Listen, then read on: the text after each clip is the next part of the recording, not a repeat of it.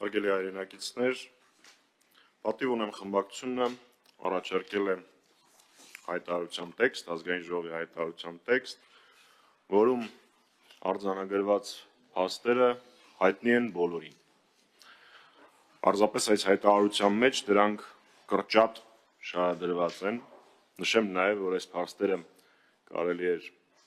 տևական ավելի երկար շարունակել եւ այստեղ ներկայացրած են բացառապես ամենաաղաղակող, ամենաշատ ցավ եւ խնդիրներ մեր երկրի համար առաջացնող փաստերը։ Հայտարարության ներկայացումից ի վեր թերևս երկու կարևորագույն կետ կարելի էր ավելացնել, մենք չենք ներկայացնելու փոփոխություն, բայց առաջինը երկրորդ կետով արտաքին քաղաքականություն, արկածախնդրություն եւ զիջում բաժնում կարելի էր ավելի մանրամասն ներկայացնել այն անորոշությունները, որոնք առաջացել են Վաշինգտոնյան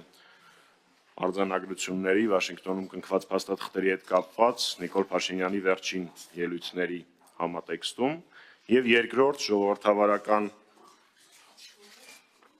նահանջ ժողովրդավարությունից եւ մարդու իրավունքների համատարած խախտումներ հատվածում մենք ունենք եւս մեկ խայտառակ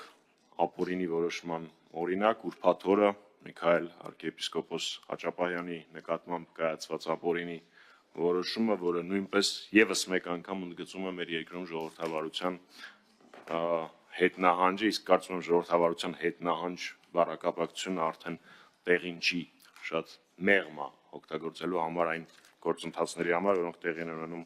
մեր երկրում։ Ես հայտարարության տեքստը եւս մեկ անգամ չեմ ընթերցի, որովհետեւ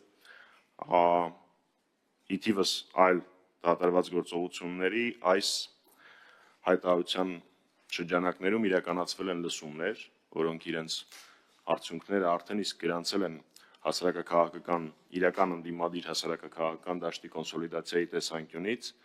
նախ այդ լսումների ժամանակ Հայաստան խմբակցությունը հայտարարեց, որ միանում է եւ ստորագրում է մեր ձևաթղթի տակ վարչապետին անվստահություն հայտնելու գործընթացի համատեքստում եւ հնչեցին բազմաթիվ ելույթներ արտախորհրդարանական քաղաքական ուժերի, հասարակական միավորների ներկայացուցիչների կողմից։ Ես ճիշտ ասած վերջին շրջանում նմանօրինակ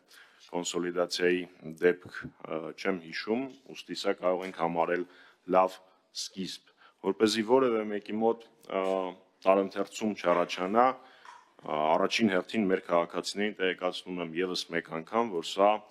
վարչապետին անվստահություն հայտնելու գործընթացը, իսկ խոսակցականում իմպիչմենտի գործընթացը չի։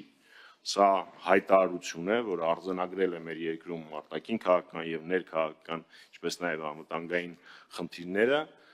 իսկ վարչապետին անվստահություն հայտնելու գործընթացը ընթանում է իր հունով եւ դա բացառապես լրիվ այլ գործընթաց է, այսինքն որևէ մեկի մոտ տպավորություն չառաջանա եւ այս երկու գործընթացները իրար հետ շփոթեն, որովհետեւ նույնիսկ մամուլում տեսնում էի, որ առկա են տարընթերցումներ։ Ես ավարտեցի ներկայացումը, պարոն